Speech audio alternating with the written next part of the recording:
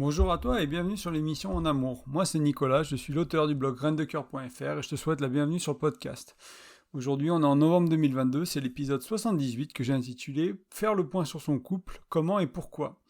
Donc cette semaine on va explorer un outil dont je parle beaucoup en fait ces temps-ci, que ce soit sur les podcasts précédents, dans les articles, que ce soit dans les ateliers en présentiel, donc c'est quelque chose qui est très important, je pense qu'il est très utile, et surtout on va le voir un peu d'un angle différent aujourd'hui, on va le voir, on va essayer de comprendre comment il peut te servir, comment il peut servir à comprendre ce qui va pas, ce qui va plus dans ta relation, comment et pourquoi aussi, on va voir pourquoi, hein, faire le point, faire un bilan, comme si tu faisais un bilan de ton couple, parce que c'est des choses qui sont vraiment essentielles et pour certains ça peut paraître trop.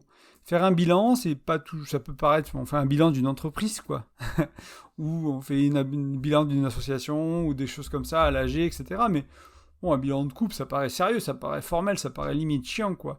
Et en fait, moi je vais essayer de t'aider à comprendre pourquoi pour moi c'est essentiel de faire un point, de faire le bilan. Moi j'étais surpris plusieurs fois, j'ai rencontré des couples qui duraient depuis longtemps quoi. Et c'est des couples qui ne sont pas nécessairement allés dans des séminaires pour les couples, qui n'ont pas fait beaucoup d'ateliers pour les couples. C'est des gens qui ont fait la relation avec les outils qu'ils ont découverts au fur et à mesure, avec leurs expériences passées. Ils n'ont pas nécessairement appris, mais tu trouveras chez ces gens-là souvent qu'ils ont trouvé une manière de faire le point, de faire un bilan, de mettre les choses à plat, de discuter de ce qui va pas, etc. Donc là, moi, j'ai proposé un outil qui a été pensé. Alors, je ne sais plus d'où j'ai pris cet outil. J'ai pris à 3, 4, 5 ans maintenant, je l'utilise régulièrement dans ma vie, et je ne sais pas d'où il sort, mais, je ne sais plus tout simplement, je ne sais plus quel auteur, quel psychologue l'a créé, je n'ai pas réussi à retrouver, mais je te propose un outil qui est vraiment clé en main, que tu peux utiliser, et que tu peux conscientiser, entre guillemets, cette notion de faire le point, de faire un bilan de ton couple, tu peux conscientiser ça grâce à cet outil-là.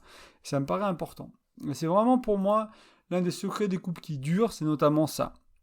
Il y a un peu plus que ça, il n'y a pas que ça, mais voilà. Parce qu'ils ont une manière de parler des problèmes, ils ont une manière d'ajuster. Et cet outil va très bien avec ce que je t'amène parfois, j'en parle dans mon e-book qui est gratuit sur mon blog, sur graindecoeur.fr. C'est un e-book gratuit sur la communication qui te parle de cette idée du conseil de couple. C'est une réunion hebdomadaire, bi-hebdomadaire ou mensuelle où tu te retrouves avec ton ou ta chérie et tu fais un point sur, pas que sur le couple, mais tu fais un point éventuellement sur le couple, mais tu peux faire un point sur l'éducation des enfants, sur les finances, sur les projets de vie, sur l'achat de la maison, sur l'entreprise que vous développez, sur l'activité que vous développez, etc.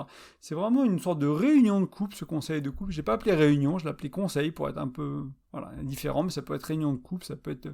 Je sais pas, ma chérie, elle a mis appeler ça les amoureux, les yeux dans les yeux. Bon, voilà, chacun a son petit truc pour l'appeler, mais cette idée, c'est vraiment... ces conseils de couple, j'ai traduit ça de l'anglais, je l'avais appelé couple council, donc c'est vraiment les conseillers du couple un peu entre guillemets quoi. C'est vraiment quelque chose qui va conseiller le couple, c'est un moment d'échange. Donc ça ira très bien ensemble un moment dans ce conseil de couple si tu parles de la relation, d'utiliser l'outil que je vais partager aujourd'hui, ça va très bien ensemble. Et il y a une bonne synergie entre les deux, c'est-à-dire faire un point régulier, faire un bilan de la relation pour se dire ce qui va pas, ce qui va plus. Et en fait, ce podcast, il tombe bien. J'avais écrit cet article, je reprends un article et je le mets à jour avec le podcast. J'avais écrit fin 2022 pour un peu finir l'année et commencer l'année d'après. Donc là, je te le fais en novembre, donc ça, j'ai quelques mois d'avance cette fois.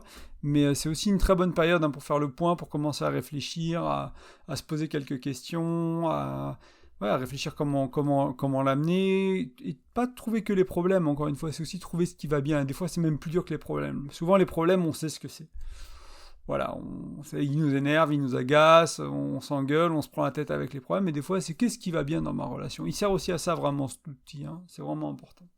Et du coup, une fois que tu vas l'utiliser, une fois que tu auras fait le point de ton côté, il faudra en parler avec ton ou ta partenaire, il faudra ajuster si nécessaire, ou continuer de cultiver ce qui va bien. Donc je t'invite à inviter, c'est une invitation, ton partenaire, ta partenaire, à écouter ce podcast, tout simplement, pour qu'il ait ou qu'elle ait aussi les mêmes notions, les mêmes bases, que vous parlez du même endroit, en fait. Parce que le problème, c'est si tu arrives vers elle ou lui, et que tu lui dis, écoute, j'ai écouté ce podcast, il me demande de faire ça, il conseille, puis je trouve que c'est cool, je pense que ça nous ferait du bien, etc. Si ton ou ta partenaire, il n'a pas compris pourquoi c'est important pour le couple, il va peut-être dire oui, elle va peut-être dire oui, mais comme ça, pour te faire plaisir, pour voilà. Et puis ils vont peut-être s'investir à moitié et pas vraiment faire le point, eux, de leur côté, sincèrement, honnêtement, de ce qui va, de ce qui va pas, de ce qui va plus, de ce qu'il faut changer, de ce qu'il faut garder, de ce qu'il faut faire évoluer, etc. Donc c'est voilà, c'est une invitation à écouter ça à deux ou chacun de votre côté et puis à en parler ensuite.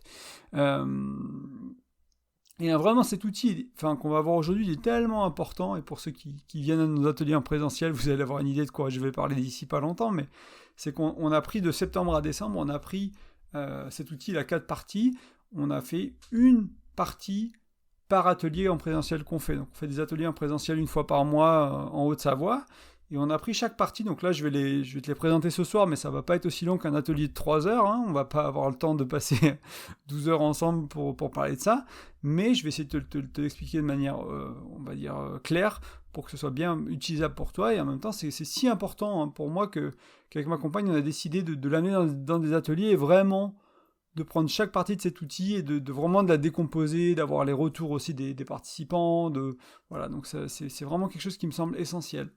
Et donc avant de te parler de l'outil en lui-même, j'ai envie qu'on voit pourquoi faire le point régulièrement sur ton couple, c'est essentiel.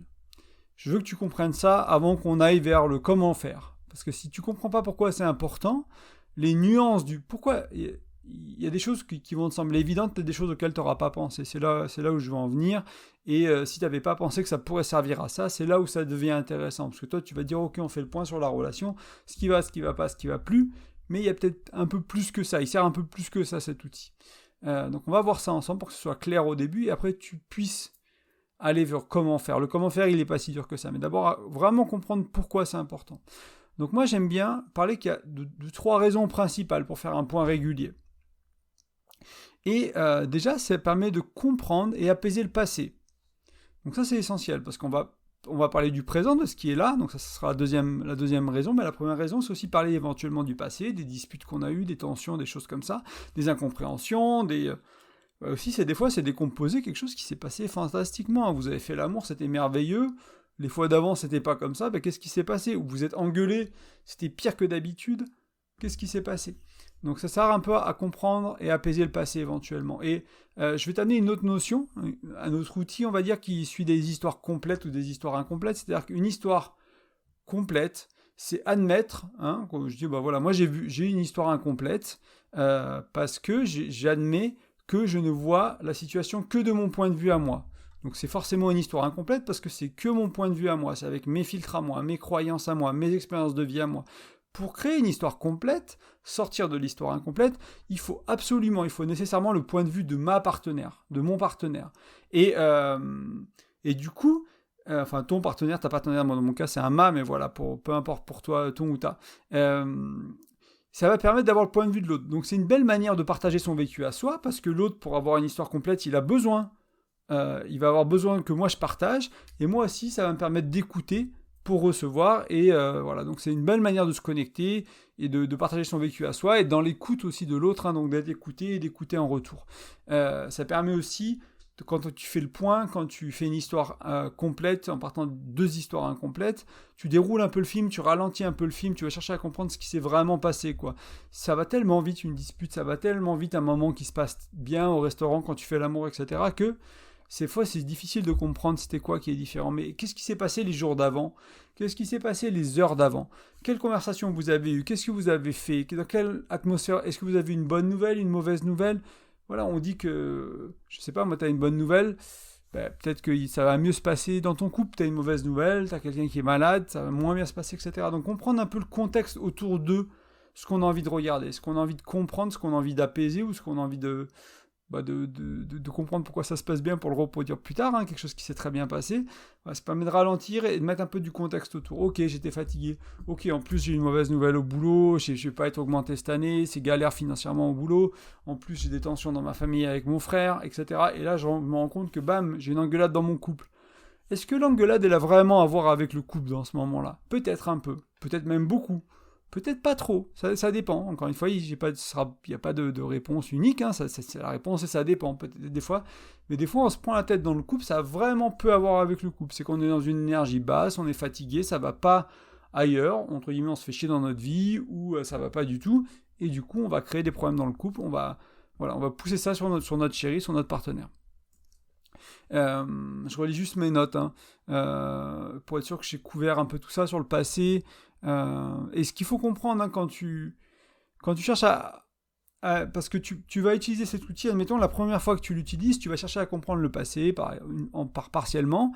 Tu vas dire, ok, ça allait pas, etc. On va comprendre la dispute, et puis tu te dis, la prochaine fois, je vais mieux. Donc tu réutilises cet outil. Tu réanalyses cette situation qui s'est répétée, mais qui était censée être différente parce que vous étiez mis d'accord sur on va faire ci, on va faire ça.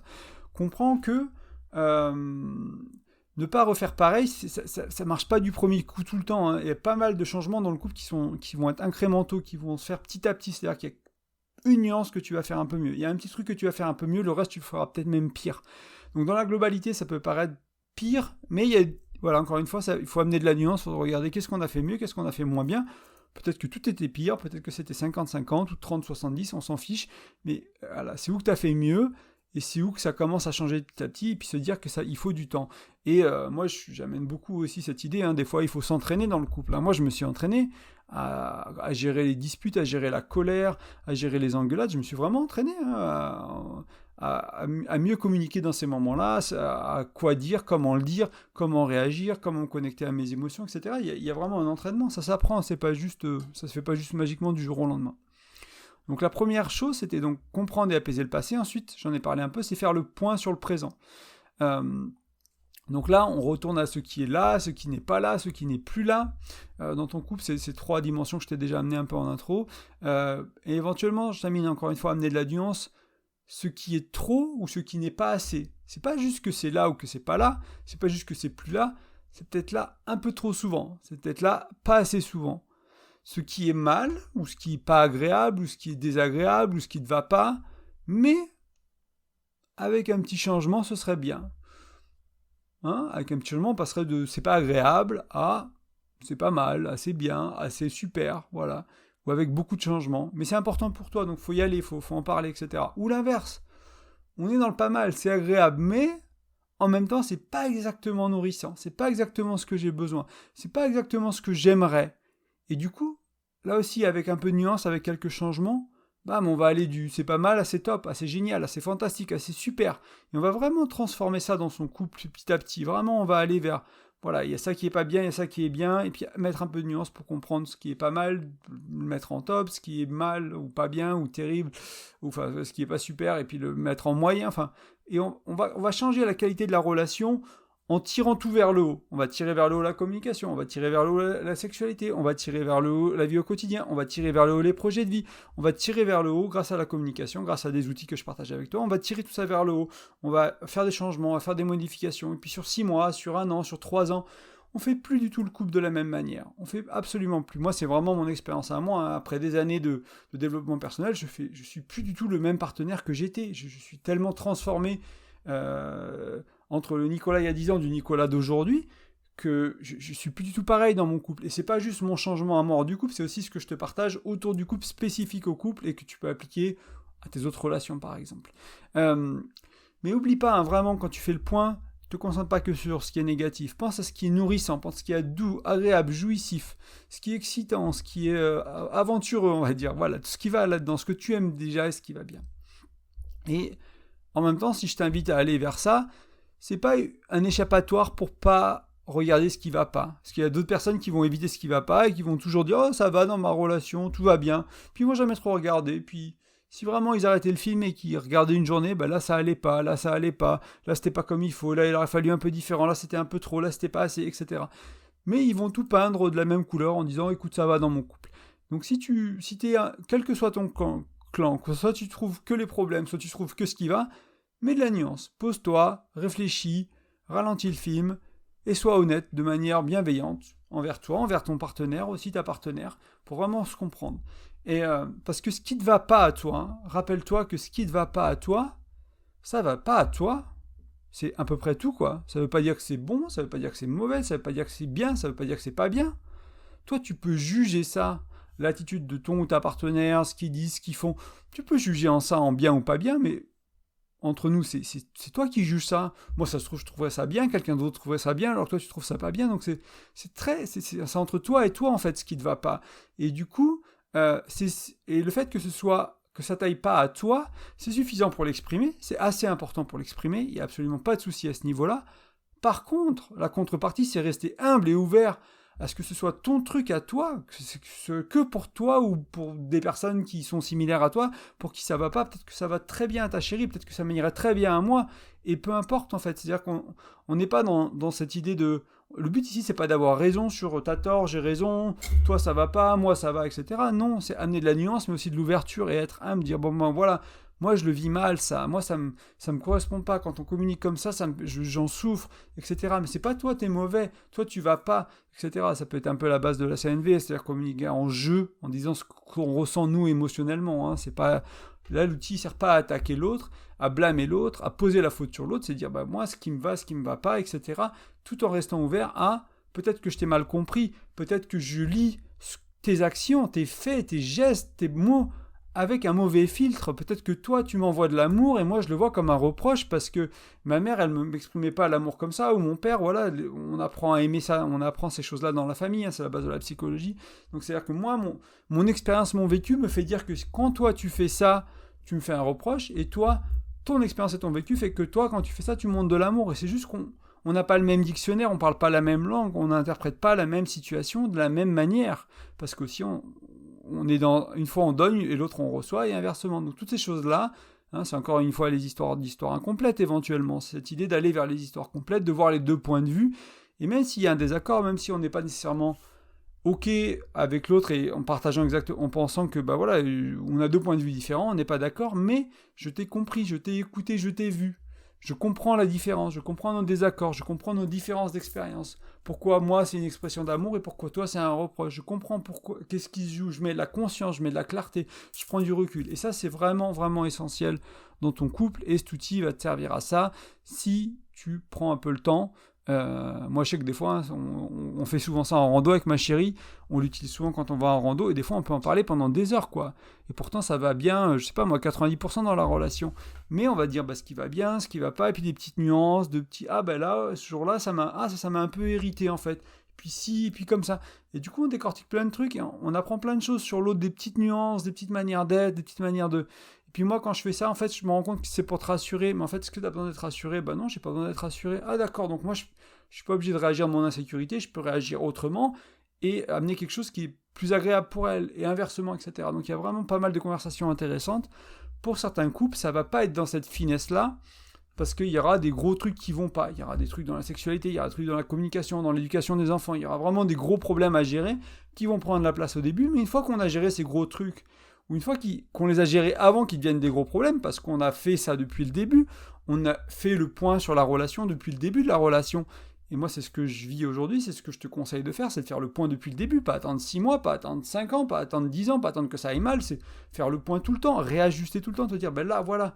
C'est pour ça que je t'amène de la nuance, hein. C'est pas uniquement ce qui va pas, c'est ce qui pourrait aller un peu mieux si on modifiait un peu, ce qui pourrait faire plus plaisir si on modifiait un peu, ce qui pourrait être jouissif si on se modifie un peu dans la sexualité, et vraiment nourrissant, etc.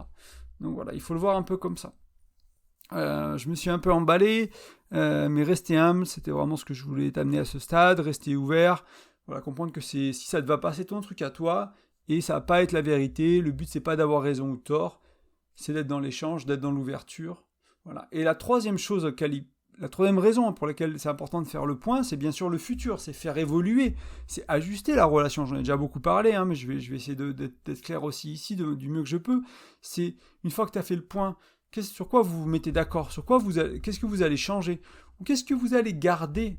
Moi, je parle beaucoup ces temps-ci aussi de culture du couple, on parle de culture d'entreprise, pareil, on fait le bilan d'une entreprise, et moi je parle de culture de couple. C'est quoi la culture de ton couple? Est-ce que c'est l'amour, la tendresse, la douceur? Est-ce que c'est le reproche? Est-ce que c'est la moquerie? C'est quoi la culture de ton couple? C'est quoi l'essence de ton couple? Et du coup, quand il y a des choses qui vont bien, on va se dire, bah voilà, ça fait 6 mois qu'on est ensemble, on est un jeune couple, et il y a tout ça qui va bien, mais comment on le garde pendant 20 ans, ce truc-là? Déjà, comment on le garde pendant 1 an, comment on le garde pendant 2 ans, hein? Bien sûr, au début, on ne faut pas mettre la charrue avant les bœufs. Comment on le garde? Mais qu'est-ce qu'on fait qui fait que ça marche aussi bien dans nos conversations, dans les intérêts qu'on partage, dans les vacances qu'on fait ensemble, dans la sexualité? Qu'est-ce qui fait que elle est folle, cette relation? Alors bien sûr, il y a les hormones qui jouent, parce que c'est le début d'une relation, et c'est notre chimie à nous, et bien sûr, mais au-delà de ça, Qu'est-ce qu'on fait? Qu'est-ce qu'on peut continuer à faire? Comment on peut éviter de tomber dans la routine, dans les choses qui vont plus, dans les relations qui vont plus, comme on a fait par le passé? Comment on peut faire différemment, en fait? Et du coup, trouver des pistes, trouver des idées, essayer, ajuster, en parler, ajuster, en parler, ajuster, en parler, ajuster, au risque de me répéter, hein. Il sert à ça, cet outil aussi. Il sert à en parler et à ajuster. Les choses qui vont, et les choses qui pourraient aller un peu mieux, et les choses qui vont pas. Donc c'est aussi, hein, le moment de s'engager à continuer sur ce qui est super, hein, je viens de t'en parler. Et vraiment, pour ceux qui ont vraiment des gros chantiers, on va dire, qui ont vraiment du boulot, c'est vraiment aussi un moment pour vraiment vous mettre d'accord, quoi, sur ce qui est notable, ce qui est des changements notables et radicaux. C'est-à-dire que quand tu fais ça, eh ben, on se met d'accord que cette réaction, elle est plus... Moi, je te crie plus dessus, et toi, tu te renfermes plus. C'est-à-dire que toi, t'évites plus la conversation, et moi, je m'énerve pas, par exemple. Voilà, on va aller vers ça. Et du coup, on va vraiment s'engager à dire, bon, moi, je vais faire de mon mieux, et si je sens que je me referme, ben, je vais essayer de trouver des trucs qui font que je vais pouvoir me réouvrir. Si je sens que je m'énerve, je vais trouver des choses qui font que je vais me calmer. Et à deux, on va s'aider à aller dans une conversation plus fluide, plus ouverte. Il faut aussi comprendre, hein, que le futur, ça peut être éventuellement mettre fin à la relation. Si tu fais le point, si tu fais le bilan, et que tu te rends compte que ça va pas, hein, tout simplement, c'est... moi, je conseille pas, hein, aux gens de partir d'une relation dès que ça va pas. L'idée ici, c'est de t'aider à créer des couples plus conscients. Et ça veut dire que il va falloir parler de la joie, du bonheur, mais de la merde, entre guillemets aussi, hein, ce qui va pas, ce qui est moche, ce qui blesse, ce qui fait mal, ce qui répugne, ce qui gêne. Il va falloir parler de tout ça. Mais voilà, on n'arrive pas toujours à faire en sorte que ça marche, une relation de couple. On n'arrive pas toujours à faire en sorte que on ait envie de continuer la relation. Et éventuellement, moi je dis toujours, hein, que c'est le jeu des relations au final, hein. La relation, elle se termine toujours. La question, c'est pas du fait, est-ce qu'elle va se terminer? Elle va se terminer. Il y en a un qui va mourir, au pire, dans le meilleur des cas, peut-être, éventuellement, si vous êtes heureux jusque-là. Mais dans le meilleur des cas, il y en a un qui va mourir très vieux, vous allez vivre très longtemps ensemble. Le pire des cas, si ça arrive très tôt, hein, bien sûr, si c'est un accident de la vie, etc. Mais si vous vivez jusqu'à 90 ans ensemble, que vous êtes heureux, que vous êtes dans une relation épanouie et que vous mourrez de vieillesse, moi je dis merveilleux, quoi. C'est le mieux qui puisse arriver à ton couple. Mais, donc, au pire ou au mieux, c'est la mort qui sépare. Et probablement ce sera autre chose. Donc la question, ce sera pas est-ce que cette relation elle va se terminer? Oui, elle se terminera, comme toutes les relations qu'on a. C'est éphémère, tout ça, la vie c'est éphémère, je suis éphémère, t'es éphémère, nos partenaires sont éphémères, notre famille sont éphémères. Ça passera, tout ça se terminera. C'est plutôt, du coup, la question c'est pourquoi elle va se terminer cette relation, hein? On s'en fout un peu du quand, au final c'est pas ça qui est important, c'est pourquoi, et surtout comment vivre une belle relation tant qu'elle existe. C'est ça pour moi qui est important. Et donc là, quand tu parles du futur, quand tu fais le point, ça permet de faire ça, d'aller vers vivre une relation qui est plus belle, qui te va mieux tant qu'elle existe. Donc maintenant qu'on a fait un peu le tour du pourquoi, on va passer à l'outil en lui-même. Pour ceux qui ont l'habitude, hein, qui m'écoutent souvent, pour ceux qui sont venus aux ateliers, j'imagine que tu sais que je vais te parler des 4 dimensions du couple. Ça paraît un peu évident, peut-être à ce stade-là pour certains, mais on va les revoir ensemble et les voir si tu les connais pas, et comprendre comment les utiliser pour faire le point sur ta relation, pour faire un bilan et pour partager ça avec ton amoureuse. Alors les 4 dimensions du couple, hein, il y a des gens qui diront qu'il y en a 5, il y en a 6, il y a des variations différentes, il y a des outils différents, des cartes de lecture différentes. Moi j'en ai pris une à 4, tu peux changer un peu si ça te va pas, tu peux la modifier. Moi je te propose quelque chose simple, après tu peux tu peux te l'approprier, en faire quelque chose de vivant, d'utile pour toi, c'est ce qui est important en fait, hein. Je m'en fiche moi si tu suis ce que je te dis, l'important c'est que ça te serve dans ton couple, et si tu as à modifier ce que je te propose, ou ce que je te partage que quelqu'un d'autre a inventé, c'est volontiers bienvenu à toi. Donc il y a la dimension de l'intellect, la dimension de l'émotionnel, donc intellect, émotionnel, la dimension du spirituel et du sexuel, donc intellect, émotionnel, spirituel, sexuel. Et on va les détailler, hein, on va en parler dans pas longtemps. Ce que je voulais dire, c'est comprendre que si tu passes ta relation au crible de ces 4 dimensions-là, c'est un peu des passoires, on va dire, ces dimensions-là, et puis tu mets ta relation dedans, et puis tu vois ce qui sort, tu vois ce qui reste, tu vois ce qui passe pas à travers la passoire, c'est les problèmes, c'est les trucs qu'il faut regarder, et ce qui passe dans la passoire, c'est les trucs qu'il faut cultiver, conserver, remercier, etc. Vénérer peut-être même. Mais voilà, ça va te permettre d'avoir un bel état, une belle idée, de l'état de ta relation. Il y a plusieurs manières de faire ça. Certains vont vouloir mettre des notes à chaque dimension, mettre un point par dimension. Bah voilà, un point pour l'intellect, et puis c'est un pass ou ça passe ou ça rate entre guillemets quoi. L'intellect, ok, c'est pas assez nourrissant, ça rate. L'émotionnel, assez nourrissant, ça passe. Donc là, je suis déjà à 1 sur 2, et puis pareil avec les autres. D'autres préfèrent mettre des notes, je sais pas, de 1 à 5 par dimension. Certains vont préférer faire une liste de ce qui va, de ce qui va pas, de ce qui devrait aller mieux, des choses à nuancer, des choses à changer pour que ça aille mieux, des choses à changer pour que ça aille moins mal, etc. Peu importe, hein. Peu importe la manière laquelle tu utilises pour faire le point, l'important c'est de le faire, l'important c'est que ça serve ton couple, l'important c'est d'en parler, l'important c'est que ça change, ça fasse évoluer du moins ta relation, ou si elle n'a pas à changer, ben que ça te permette de continuer à faire ce qui est fou quoi, dans ta relation, ce qui est super. Il y a peut-être une partie des auditeurs qui vont faire le point, qui vont être là, bah, waouh, intellect super, émotionnel super, spirituel super, sexuel super, bah on continue, mais ça te permettra d'avoir de la conscience, d'avoir pris de la hauteur sur pourquoi toutes ces dimensions-là sont nourries dans ton couple, et ça t'aidera éventuellement à le maintenir sur le long terme. Mais j'aime quand même préciser, même si tu peux l'utiliser un peu comme bon te semble, comme il te paraît juste, que globalement, quelle que soit la manière dans laquelle tu utilises, si tu n'as qu'une ou deux dimensions qui sont nourrissantes, ça va être compliqué. Hein. Ça va être compliqué sur le long terme. C'est pas une relation qui va bien. C'est une relation qui va plutôt mal. Après, ça dépend un peu. Si pour certaines personnes, la spiritualité, on verra un peu plus loin. C'est pas vraiment dans le couple, mais je vais te montrer comment ça s'applique au couple quand même. Il y a beaucoup de gens qui vivent leur spiritualité hors du couple. Mais bon, si t'en as qu'une ou deux qui vont bien, que tu considères qu'ils vont bien, que ce soit que t'aies mis des points ou que t'aies fait des listes, pour moi, il y a des conversations qu'il va falloir avoir, il y a des changements qu'il va falloir faire, du moins c'est ma recommandation, et c'est à creuser, quoi. Et je peux t'accompagner, je propose des accompagnements pour ça, si jamais t'en es là et que tu as du mal à te dépatouiller toi tout seul, ou avec ton ou ta chérie, n'hésite pas, tu vas sur graindecoeur.fr, tu regardes l'onglet accompagnement, tu m'envoies un petit email via le formulaire de contact, et puis on voit si travailler ensemble fait du sens. Moi, l'idée de ces accompagnements, hein, c'est vraiment de t'aider à mettre en place ce que je te partage, des outils que je te partage. Et là, je te donne un outil qui n'est pas toujours évident à appliquer parce qu'il peut soulever plein de choses. Donc, si tu as besoin de faire ça, que ton couple soit accompagné, bah, c'est volontiers. Je t'aide volontiers. Et on peut regarder ça ensemble. Et si tu as une relation qui va bien, on va dire que c'est une relation à 3 dimensions ou plus qui vont bien, quoi, qui sont nourrissantes, qui sont satisfaisantes. Pour moi, aujourd'hui où j'en suis, il faut qu'il y ait des 4 en fait. Je peux pas avoir une relation où... Voilà, ça doit pas être parfait dans les 4, ça doit pas être du 10 sur 10 partout si je mettais des points, hein, mais si une relation avec un 3 ou un 2, c'est compliqué je trouve, quoi.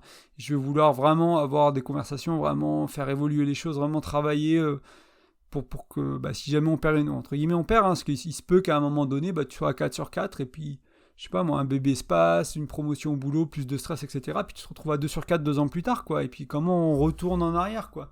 C'est pas que la relation, elle est morte si t'es à 2 sur 4, mais c'est qu'est-ce qu'on a perdu, qu'est-ce qu'on peut recréer, comment on a évolué, et du coup, il faut qu'on fasse évoluer des choses qu'on fait dans la relation de manière plus consciente, parce qu'on s'est pas rendu compte qu'on avait évolué, que ça s'est plus nourri. On s'est pas rendu compte que le spirituel était plus nourri dans notre couple. Alors comment on fait maintenant qu'on a changé, maintenant que ça fait 5 ans qu'on a évolué, qu'on a d'autres croyances, qu'on a d'autres pratiques, qu'on a d'autres manières de vivre, etc. Donc ça, c'est des choses qui sont importantes et je pense qu'ils sont utiles à faire. Donc voyons les dimensions une par une. Il y a beaucoup de choses à dire sur l'intellect. C'est pas juste est-ce que les conversations, les échanges sont nourrissants intellectuellement, est-ce que c'est stimulant. Ça peut être aussi le côté pragmatique des choses, le côté factuel dans les échanges. Hein. Ça va être aussi les projets de vie. Ta capacité à te projeter et, entre guillemets, ton imagination autour des projets de vie, ça peut être du court, du moyen, du long terme, peu importe. Ça peut être la confiance et l'engagement de notre partenaire, ça peut être éventuellement la mission de vie, vraiment. Ça peut entrer dans l'intellectuel. Dans l'intellectuel, on peut mettre les choix de vie aussi, carrière, équilibre entre famille, carrière justement, couple, hobby et tout ça. Ça peut être le faire de la personne. Ça va être donc le faire, c'est ses actions. Ses habitudes de vie, son lieu de vie, si je sais pas moi, tu peux tomber amoureuse ou amoureux de quelqu'un fantastique, mais il veut vivre dans un autre pays que toi. Toi, tu veux vivre près de ta famille en France, et puis elle veut vivre à l'autre bout, à Tahiti. Ah, c'est compliqué ça. Du coup, voilà, il y a un gros truc là dans la dimension de l'intellect avec les choix de vie. Ça peut être les finances, les hobbies, les passions, la gestion du temps, tout ça, ça peut aller dedans. Et certains mettront aussi des traits de caractère. Donc éventuellement le discernement, la discipline personnelle, les ressources, la résilience, Est-ce que c'est quelqu'un de positif, de pessimiste, voilà, etc. Donc les traits de caractère, tout ça, ça peut aller dans la dimension de l'intellect. Donc tu vois, c'est bien plus large que est-ce qu'on a des conversations stimulantes, est-ce qu'elle aime les musées, moi j'aime les musées, ou est-ce qu'elle aime la musique, j'aime la musique. Bien sûr, ça va là-dedans, bien sûr, c'est essentiel, et bien sûr, ces choses-là peuvent découler dans la dimension qui est la deuxième, donc la dimension de l'émotion, hein. Là, je te les présente de manière séparée, mais elles sont un peu liées. Des fois, certaines choses, ça va être dur de savoir dans quelle case le mettre. Mais c'est déjà bien de se dire il y a 4 cases, et essayer de faire entrer les choses dans les cases, et après comprendre que, je sais pas, si tu es un fan de musique, bien sûr, il y a de l'émotionnel. Et éventuellement, il y a du spirituel dans ta pratique de la musique, ou dans ta pratique d'autres choses, peu importe. Donc l'émotionnel. Quoi en dire? Parce qu'il y a beaucoup de choses, j'aurais pu l'amener de différentes manières, mais ce que je voulais t'amener aujourd'hui, c'est déjà peut-être une des choses que tu peux commencer par faire, c'est peut-être faire une liste ou réfléchir dans ta tête sur ce que tu vis, ce que tu ressens dans ta vie en général et aussi dans ton couple. De voir s'il y a peut-être une différence entre ta bulle émotionnelle ou ton expérience émotionnelle dans la vie, au travail, etc. et dans ton couple. Des fois, il y en a un qui est beaucoup mieux que l'autre et puis ça se répercute sur l'autre. Alors si le travail c'est super et que le couple ça va pas, peut-être que le couple ça tire le travail, peut-être que le travail ça tire le couple vers le haut, voilà, peu importe. Mais regardez un peu ces deux. Comprendre aussi que les émotions, c'est pas que ce qu'on ressent, ça peut être des sensations, ça peut être des douleurs, une sensation d'appétit, ça peut être des maladies. Là, il y a des livres qui sont spécifiques là-dessus, tu trouveras du contenu spécifique là-dessus, sur la signification d'une douleur, d'une maladie, qu'est-ce qu'elle pourrait vouloir dire de manière symbolique en fait. Bon, tu crois à ça, tu crois pas, peu importe, je te le mets là, voilà, c'est là, si tu connais pas trop, tu peux regarder, je sais plus le livre, c'est 10 mois où t'as mal et je sais plus quoi, il y a des choses autour de ça, mais tu tapes mal à l'épaule, droit, symbole, et puis tu trouveras des trucs sur internet, et puis après à toi de voir la source qui te parle.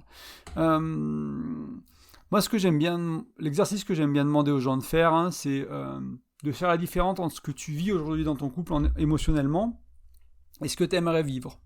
Moi, une des choses, par exemple, hein, qui pendant longtemps dans mon couple, j'ai peu vécu, c'était le fait d'être désiré.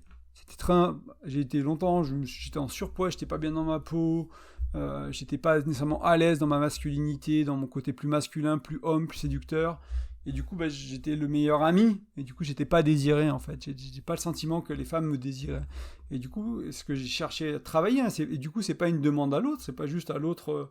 Dans ce cas-là, c'est pas juste à l'autre en disant vas-y, montre-moi ton désir. Sinon, c'est moi aussi travailler mon masculin, ma masculinité, mon équilibre avec mon féminin, ma féminité, pour être quelqu'un d'attirant, pour être quelqu'un qui peut être excitant pour une femme. Donc il y a ce travail-là à faire à mon niveau, et aussi, c'est aussi éventuellement demander à ma partenaire, voilà, est-ce qu'on peut jouer, je sais pas, voilà, moi j'ai besoin de désir, comment on se rend compte, comment on satisfait ce besoin, qu'est-ce que toi tu as envie d'offrir, qu'est-ce que toi tu as envie de faire, pas juste pour me faire plaisir, mais vraiment qu'est-ce qui est là pour elle, parce que voilà, si tu fais l'amour avec ta chérie, il y a du désir en fait, du coup c'est comment il est montré, est-ce qu'elle s'autorise à montrer le désir, par exemple ton ou ta partenaire, est-ce qu'il ou elle s'autorise à montrer le désir, ce genre de choses là, et parce qu'il a peur d'être jugé, ou peur de paraître comme ci, peur de paraître comme ça, et avoir ces conversations là autour des émotions que tu aimerais vivre plus. Donc moi je t'en ai pris une autour de la sexualité, mais ça peut être aimé, ça peut être écouté, voilà, il y a plein de choses qui peuvent être là. Donc faire la différence entre ce que tu vis et ce que tu aimerais vivre. Un point très important au niveau des émotions, et j'en ai déjà parlé, mais j'en ai pas parlé directement, c'est qu'on a tendance à peindre toutes la même couleur au niveau émotionnel. Il y avait une étude, alors j'ai oublié la référence, hein, j'en ai entendu parler plusieurs fois dans des podcasts, mais c'était cette idée que l'Américain moyen, je sais plus sur l'année ou sur le mois ou dans la journée, il vit en moyenne 5 ou 6 émotions, ou 4 ou 5 émotions, c'était de cet ordre-là. Donc en gros, ce que disaient ces scientifiques, cette étude, entre guillemets, c'est qu'on a tendance à connaître quelques émotions, quelques mots, on va dire, qui représentent des émotions, et on va dire, je me sens heureux, je me sens triste, je me sens bien, pas bien, etc. Et on va tout peindre de la même couleur. On a peu de nuances. Je t'invitais à la nuance en ce début de podcast. Et on a peu de nuances. Donc là, l'idée, ça va être d'aller apprendre du vocabulaire émotionnel, d'apprendre d'autres émotions, de comprendre c'est quoi si j'ai mal à la gorge, c'est différent de si j'ai mal au ventre, et puis si j'ai mal au ventre à gauche, c'est différent de si j'ai mal au bas à droite, si j'ai mal au rein, enfin... comprendre un peu les nuances dans notre corps, de comment les émotions s'expriment, et il y a des livres qui vont te dire, voilà, l'émotion, la colère, c'est là dans le corps, l'angoisse, c'est là dans le corps, la peur, c'est là dans le corps. C'est quoi la différence entre la peur et la colère pour certains? Ou en te sentir paralysé et bloqué? Des fois, c'est la même chose, Enfin, des fois, voilà, ça peut être une autre émotion. Et ce que je vais t'inviter à faire pour que ce soit facile à ce niveau-là, c'est tu vas sur Google, tu tapes par exemple roue des émotions Robert Plutchik, donc Plutchik, donc roue des émotions Robert Plutchik. Tu tapes ça sur un moteur de recherche, tu tapes juste roue des émotions, t'en prends une autre, et à regarder un peu comment elle fonctionne. Donc celle de Robert Plutchik, je l'ai sous les yeux, de mémoire, c'est un psychologue américain qui est pas tout jeune, donc peut-être il y a des modèles un peu plus récents, peut-être un peu plus poussés, mais je l'aime bien parce qu'elle est simple. On me l'avait appris au travail, je l'ai beaucoup utilisé dans l'assistance clientèle pour les relations personnelles avec les clients, tout simplement. Hein. Quand tu as quelqu'un au téléphone, par exemple, qui t'exprime de la rage, ben cette roue-là, elle te dit que c'est les émotions du centre sur la roue, donc tu as vigilance, extase, admiration, terreur, étonnement, chagrin, aversion, rage. Et cette roue-là, elle te dit que avant la rage, il y a la colère. Et avant la colère, il y a la contrariété. Donc moi, quand je lisais je vais prendre mon exemple d'assistance clientèle, mais tu peux faire le parallèle dans ton couple.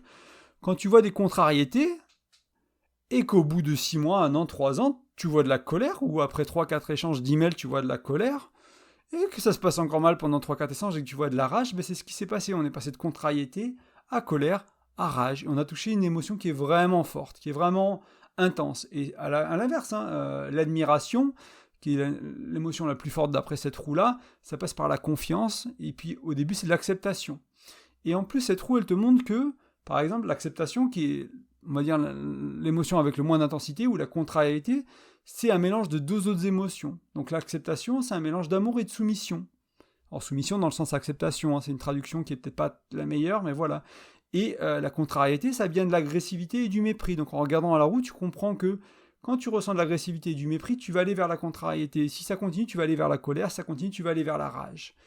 Et voilà. Et donc, cette roue, elle te permet déjà d'acquérir du vocabulaire émotionnel. Voilà, c'est une roue qui est traduite de l'anglais, donc c'est peut-être pas toujours le mieux. Mais tu tapes roue émotionnelle ou roue des émotions, tu vas trouver plein de variétés différentes, des fois avec beaucoup plus d'émotions, beaucoup plus compliquées que celle-là. Je t'ai mis celle-là parce qu'elle est facile. Donc, c'est la roue des émotions, Robert Plutchik. Plutchik.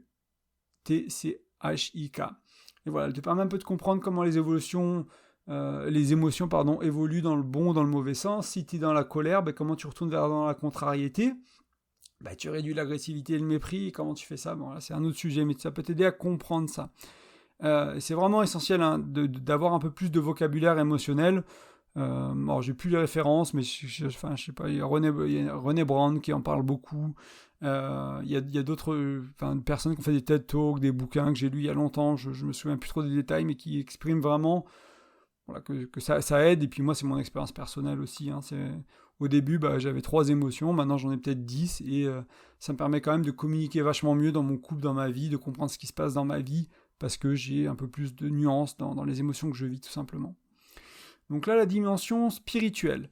Donc certains, ils verront du développement personnel.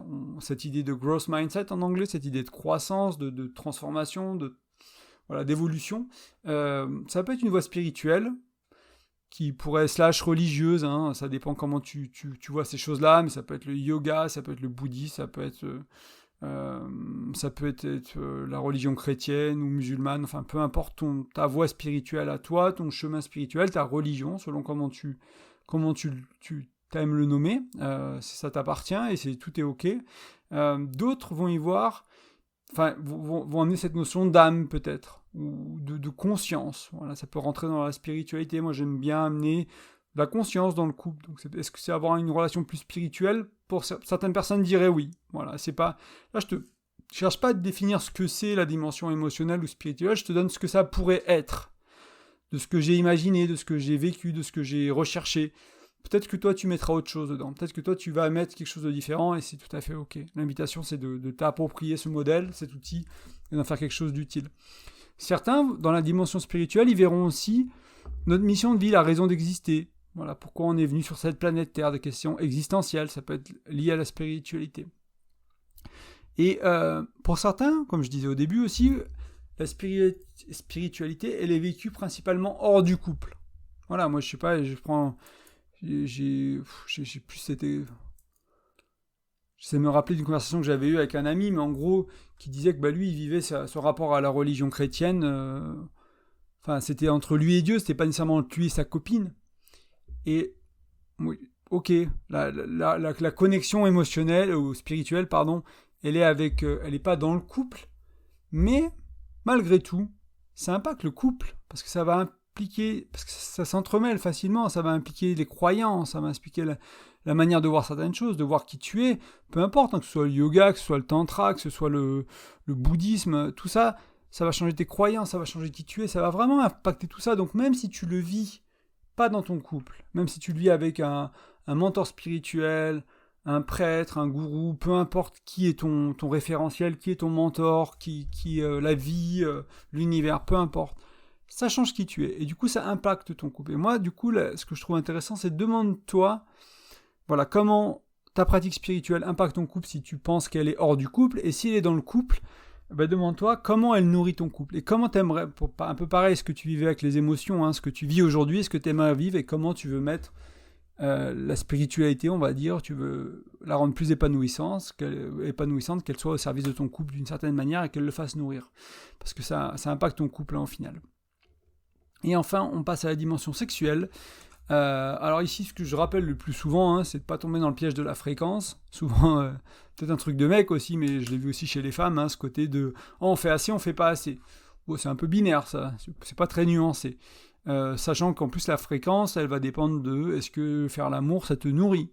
Est-ce que ta sexualité te nourrit ? Parce que si c'est un quickie, voilà, avec orgasme superficiel, on va dire, c'est pas très nourrissant, et du coup il va falloir plus de fréquence, alors que peut-être que si la relation à la sexualité était différente dans le couple, chez l'homme, chez la femme, chez les deux, hein, peut-être que la fréquence, elle serait importante, mais ce serait la fréquence et la durée de la relation, et le fait que ce soit nourrissant, et du coup il faut peut-être le faire 1 fois par semaine, 2 fois par semaine, au lieu de 5 fois par semaine, parce qu'on a quelque chose de nourrissant, quelque chose qui dure, quelque chose qui rassasie, on va dire.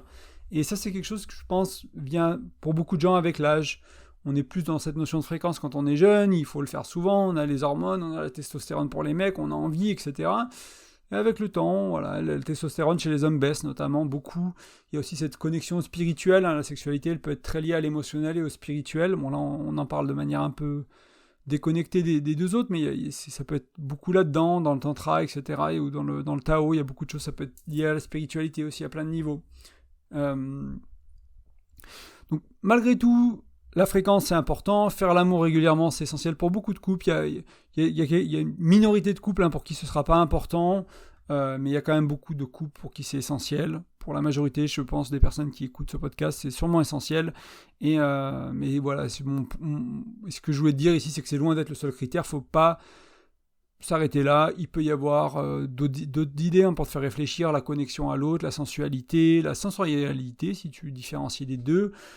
Mais ça peut être aussi le niveau d'aise autour de parler de sexualité, de vivre la sexualité. Ça peut être, est-ce que tu as envie d'explorer ? Est-ce que tu as envie d'en parler ? Est-ce que tu peux en parler ? Est-ce que parfois tu peux explorer ? Et si c'est l'autre qui veut explorer, est-ce que toi tu peux accueillir sans juger ? Est-ce que tu arrives à accueillir, dire bah voilà, si ton partenaire il arrive, ou ta partenaire elle arrive vers toi en disant ben moi tu sais quoi, ça me fait kiffer, j'aimerais bien, quoi. Ou j'ai toujours voulu ça, j'ai jamais osé essayer, j'ai toujours voulu ça. Et si ta réaction c'est oh mais c'est dégueulasse, ça, t'es un pervers, t'es une pervers, oh dégueu. Tu vas plus jamais en entendre parler aussi. Enfin, c'est un tue l'amour. Il y a une violence là-dedans, dans notre manque d'accueil des désirs de l'autre, des fantasmes de l'autre, etc. On n'est pas responsable de ces fantasmes. On choisit pas nos fantasmes. Après, on est responsable de les acter ou pas de les acter, mais le fait que le fantasme soit là, c'est bien souvent inconscient et quelque chose qu'on ne contrôle pas, en fait. Donc juger la personne pour ses fantasmes, bon, c'est... Je vais pas juger les personnes qui jugent, ce serait... Voilà, disons que ça va faire mal à ton couple. C'est tout ce que je peux te dire, du moins. Et c'est pas... Voilà, moi j'encourage quand même à travailler sa capacité d'accueil, son ouverture, voilà, pour accepter ces choses-là, pour accepter l'autre comme il est, comme elle est. Et... donc il y a un travail énorme, hein, pour beaucoup d'entre nous, pour la majorité, j'ai presque envie de dire tous, en fait. Je crois qu'il n'y a personne qui naît avec une sexualité nourrissante, qui sait vivre une sexualité qui est nourrissante, connectée, libérée. Je n'ai pas dit libre, c'est pas pareil, hein, libérée, dans le sens où tu peux être toi-même, tu peux exprimer tes désirs, tu peux explorer, s'explorer, tu peux vivre ta sexualité pleinement comme tu as envie de la vivre avec ta partenaire. Et puis pareil, dans le consentement, dans la communication, dans l'ouverture, dire bah voilà, toi tu as envie de faire ça, c'est pas trop mon truc. Peut-être que de temps en temps, moi j'ai envie de faire ça, c'est pas trop ton truc. Peut-être que de temps en temps, peut-être qu'on le vit autrement, etc. Mais vraiment avoir une sexualité qui va plus vers le comme on l'aime, comme je l'aime, comme tu l'aimes, comme on l'aime tous les deux, comme on aime la vivre, comment ça nous nourrit, comment c'est riche pour nous. Pas juste plus de quickie, plus souvent, plus intense. C'est pas ça, c'est pas que ça. Ça peut être ça. Si c'est ça, c'est très bien. Je veux juste, si voilà, il n'y a pas de jugement si c'est ça. Et en même temps, pour beaucoup de gens, ce sera aussi un peu différent, même pour les hommes, même pour nous, messieurs. Il y a d'autres choses à voir dans la sexualité. Et là, c'est quelques pistes pour faire le point sur la dimension sexuelle. Donc, on vient de voir ensemble les 4 dimensions. Encore une fois, elles étaient séparées, mais comme je viens de t'en parler un peu, ça se mélange. Hein. Donc, si tu penses à la dimension sexuelle, bah oui, la dimension émotionnelle, spirituelle seront probablement présentes pour beaucoup d'entre nous. Des fois, c'est difficile de mettre les choses, mais là, encore une fois, tu as un outil clair, comme celui-là, avec 4 dimensions, qui permet de faire le point de ton couple sur ta relation, avec des listes, avec des notes, peu importe, avec les deux, avec un autre système si tu veux. Et ça va être en fait beaucoup plus facile de faire un point ou un bilan en mettant ça sur une feuille. Par exemple, je sais pas, tu fais 4 cases et tu mets spirituel, émotionnel, sexuel, intellectuel, et tu mets des notes, tu mets des trucs qui vont pas, des plus, des moins, tu fais un petit truc. C'est beaucoup plus facile de partir comme ça que d'avoir une feuille blanche et de se dire par où je commence. Parce que là, tu as déjà 4 directions, tu sais qu'il n'y en a que 4. La seule chose qui va pas là-dedans et que moi je trouve importante, c'est la communication, mais elle est présente partout. Donc tu peux avoir une très bonne communication sur la spiritualité, mais une très mauvaise communication sur la sexualité, parce qu'il y a beaucoup de tabous, il y a beaucoup de gêne, beaucoup de honte. Donc la communication, elle est un peu partout, c'est à toi de voir comment tu te dépatouilles avec ça. Les projets de vie, c'est plus dans l'intellectuel. Des fois, j'aime les mettre un peu à part aussi, dire, voilà, pense au projet de vie, pas nécessairement dans l'intellectuel. Mais ça va simplifier les choses, ça devrait t'aider à commencer à pouvoir faire ce point. Et je vais me répéter encore une fois, mais c'est super important, c'est de le faire régulièrement depuis le début de la relation. Si tu commences ta relation maintenant, c'est essentiel. Si tout va bien, peut-être que quelques fois par an, ça suffit. Moi, je pense qu'on le fait une fois tous les 2-3 mois avec ma chérie. Globalement, c'est du très bien. Il y a toujours des petites choses qu'on ajuste, mais c'est aussi parce qu'on sait ajuster. On n'attend pas le conseil de couple, on n'attend pas de faire le point avec cet outil-là pour ajuster. On en parle souvent, on en parle tous les jours, on a une pratique de gratitude tous les jours. Quand il y a des conversations à avoir, on les a aussi proches possible de l'incident ou de la contrariété. On est curieux, on corrige, etc. Donc mais tu vois, faire ce point-là, même tous les quelques mois, ça nous fait beaucoup de bien. En général, il y a beaucoup de choses qui ressortent, qui n'étaient pas ressorties dans le quotidien parce que manque de temps, parce que pas si important que ça, mais mis bout à bout, quand tu réfléchis, que tu regardes les 4 dimensions, tu te dis, ah ouais, il y a un truc... la qualité de la relation est en train de se dégrader ou elle est en train de s'améliorer, quoi. Et c'est important de noter ça, de prendre conscience de ça. Donc faire régulièrement, depuis le début de la relation, si ça va très bien, fais-le quand même, parce que, encore une fois, tu vas gagner de la conscience sur pourquoi ça va très bien, et ça va te permettre de cultiver ça, de garder ça sur la durée, et c'est tout l'enjeu de Graines de Cœur, de l'émission En Amour, c'est de trouver des outils, de partager avec toi des outils qui font qu'on peut cultiver une relation heureuse pendant 5 ans, 10 ans, 20 ans, 30 ans, 40 ans, le temps que tu as envie de vivre avec ta chérie, ton chéri. Voilà, que la relation soit épanouie. C'est possible, il y a des gens qui y arrivent. Donc moi, j'essaie d'apprendre de ces gens-là. Je me forme, je lis, j'écoute, je teste, j'expérimente, je modifie, je pré-mâche, je remâche, voilà, et je te le ressors, on va dire, avec peut-être des fois simplifié, peut-être des fois avec mon expérience, peut-être des fois complexifié, pour que tu puisses en faire pareil et que tu te lances sur ce chemin-là, parce qu'il y a vraiment beaucoup de choses à faire, et pour moi, il y a une intention à mettre pour faire les relations de couple mieux, avec plus de conscience, et du coup avec plus de joie, avec plus d'amour, avec plus de plaisir.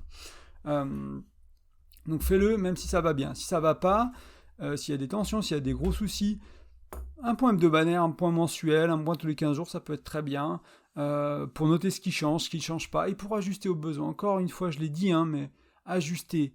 Ça va pas marcher du premier coup, c'est-à-dire que vous allez discuter d'un truc, vous allez vous dire, ok, on va faire comme ça, on va faire mieux.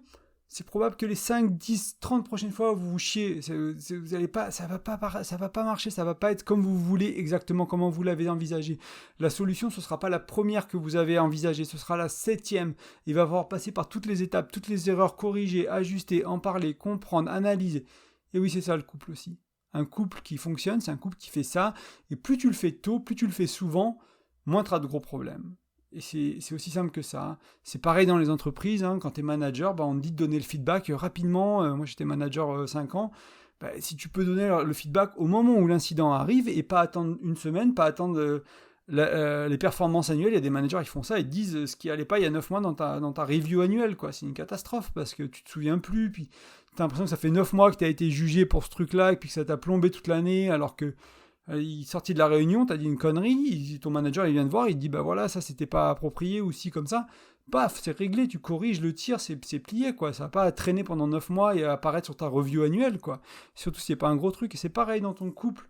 Ça peut être corrigé rapidement et vite. Et un point important, hein, c'est pas une session de reproche, c'est pas un moment pour en mettre plein la gueule à l'autre pour se venger. C'est un moment d'être alliés, d'être ensemble, de créer l'équipe, de créer une équipe, de vraiment être à deux, de se dire c'est l'occasion de faire évoluer la relation vers quelque chose qui te correspond mieux, qui me correspond mieux, qui nous correspond mieux. C'est l'occasion de dire merci pour ce qui va bien aussi, encore une fois. Et c'est pas pour en mettre plein, c'est pas l'autre qui a tort, encore une fois, sois un peu humble. C'est facile à dire, hein, de dire bah voilà, peut-être que j'ai tort, peut-être que j'ai mal compris. Peut-être qu'elle n'est pas si méchante que ça, peut-être qu'il n'est pas tant un connard que ça, peut-être qu'il n'est pas si radin, peut-être qu'elle n'est pas, etc. Donc voilà, c'est aussi l'occasion de se dire merci, de cultiver la gratitude, de cultiver l'émerveillement, la joie, la tendresse, l'amour, la bienveillance. Tout ça, c'est possible grâce à cet outil aussi, et je t'encourage fortement à le faire. Comme toujours, tu peux me laisser une note ou des étoiles sur la plateforme de podcast que tu utilises, ou partager ce podcast à un ami, à un membre de ta famille. Ça m'aide, ça permet de gagner en visibilité, c'est super. Donc merci beaucoup. Tu peux aussi aller sur graindecoeur.fr et mettre un petit commentaire en bas de l'article, voilà, partager un peu de si ça t'a parlé, de ce que tu as envie de faire, si tu l'as fait, comment ça s'est passé, etc. N'hésite pas, ce sera volontiers qu'on échange. Comme je te le disais tout à l'heure, je propose des accompagnements, donc pour toi tout seul, pour ton couple tous les deux. Si tu n'arrives pas à implémenter un conseil de couple hebdomadaire, vous voulez le faire parce qu'il y a des choses à régler, que vous y tenez pas, ou quand vous le faites ça se passe mal, ou t'arrives pas à faire ton bilan de ton couple, ou comment l'amener à ton ou ta chérie, ce genre de choses, bah voilà, on peut faire un petit accompagnement ou un accompagnement plus long selon tes besoins. Tu vas sur graindecoeur.fr, tu regardes l'onglet accompagnement et tu trouveras les services que je propose. Et enfin, tu peux aller sur toujours graindecoeur.fr, le même blog, et tu trouveras mon e-book qui est gratuit avec 5 outils de communication pour aller vers le mieux communiquer, pour moins s'engueuler, pour mieux se comprendre, pour amener de la conscience. Il est gratuit, il suffit de rentrer ton prénom et ton email et tu reçois l'e-book par email. Tu peux le télécharger et tu vas en faire ce que tu veux et je t'invite surtout à le lire et à le mettre en pratique. Je te remercie de ton écoute, je te dis à bientôt. Allez, ciao.